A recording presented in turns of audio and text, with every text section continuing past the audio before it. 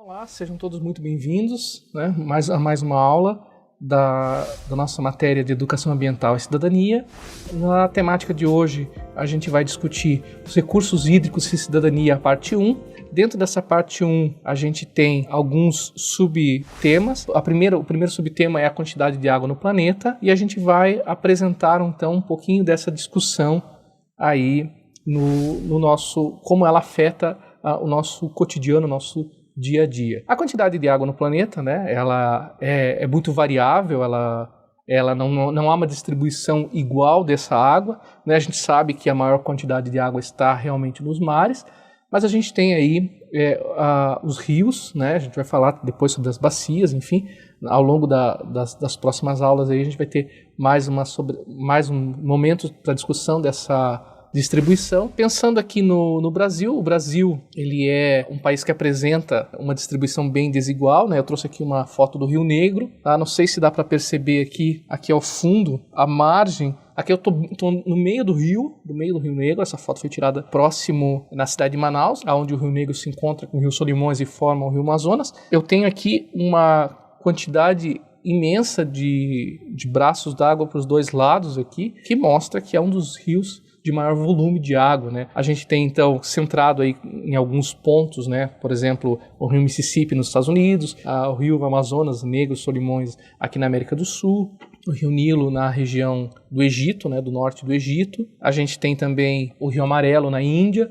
Então, são vários rios que se distribuem igualmente, ou melhor, desigualmente, por toda a terra. A gente tem na Europa alguns rios principais, mas a gente tem locais, regiões, por exemplo, que recebem uma quantidade de água muito, muito pequena, como, por exemplo, o próprio deserto do Saara, ou mesmo no Brasil, regiões como São Paulo, que está sofrendo agora com a escassez de água, ou o Nordeste, que historicamente também sempre teve problema de falta de água. Então, pensando nessa ideia da distribuição desigual da água, a gente vai entender um pouquinho que a ideia de que vai ter uma falta d'água é impensável para muitas pessoas, né? Eu já estive na região de Manaus e para muita gente aquilo é muita água e eles acabam não entendendo que se em algumas regiões tem muita água, outras regiões têm uma falta muito grande desse recurso. Essa discussão da falta de água é algo muito recente, aí tem menos de 50 anos, como o próprio texto diz para vocês lá, há 150 anos, a discussão, né, sobre a possibilidade de faltar água era realmente impensável. Por quê? Os recursos hídricos que eu tinha disponível naquela época eram suficientes para atender a população dessa época, que não chegava nem a 3 bilhões de habitantes.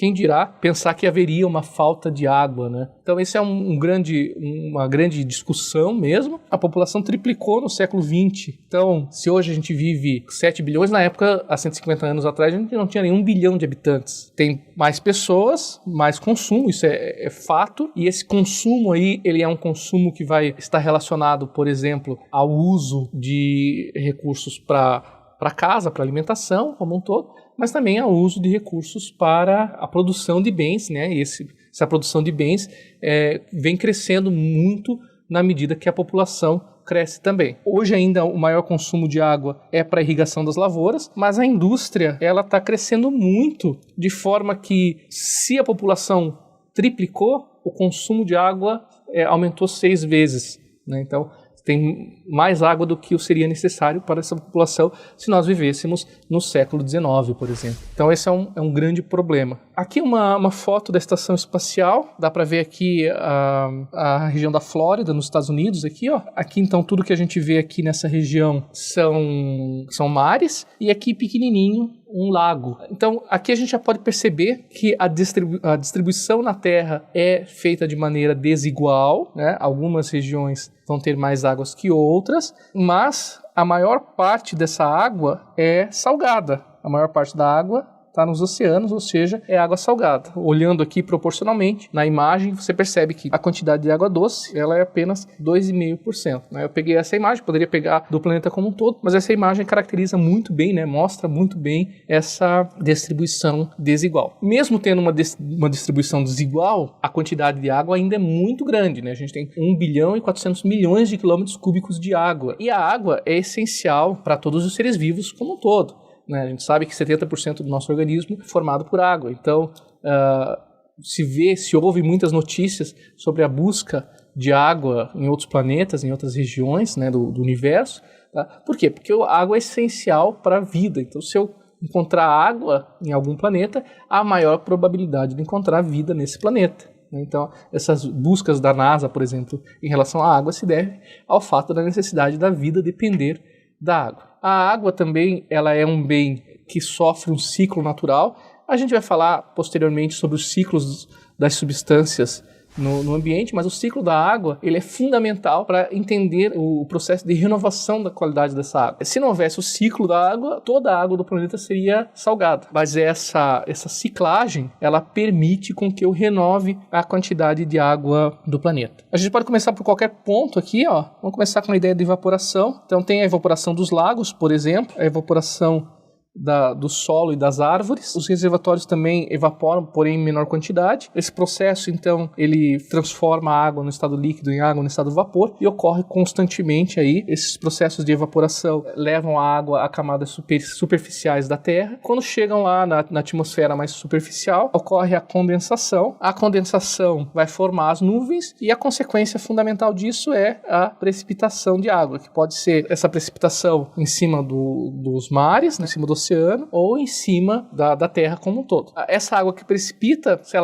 ela precipitar num rio, ela vai alimentar naturalmente o rio, mas ela tende a penetrar aqui na Terra, tá, e alimentar o chamado lençol freático, as camadas mais profundas. Essa camada de terra, ela permite com que a água seja purificada nesse processo. Então, a água que está presente no lençol freático é uma água muito mais limpa, muito mais livre de contaminantes como um todo. Então, o processo de ciclagem da água é um processo essencial para a manutenção da qualidade da água. Mas aí tem uma pergunta para a gente refletir, para a gente pensar aqui. Todo mundo fala que a água é um recurso finito. Só a água é renovável, é um recurso renovável. E todo mundo afirma, vai acabar, vai faltar água, tem que cuidar da água porque vai faltar água. O que as pessoas querem dizer com isso? Se ela é renovável, se graças ao ciclo da água eu tenho uma reciclagem dessa água, o que as pessoas querem afirmar com a ideia de que vai faltar água? Tá? Ou que esse recurso de água é finito. Não é que vai faltar água, tá, gente? Então, a reflexão que a gente tem que tomar é a seguinte: não é que vai acabar a quantidade de água no planeta. A quantidade de água no planeta vai existir para sempre. O que vai acabar é a quantidade de água pura.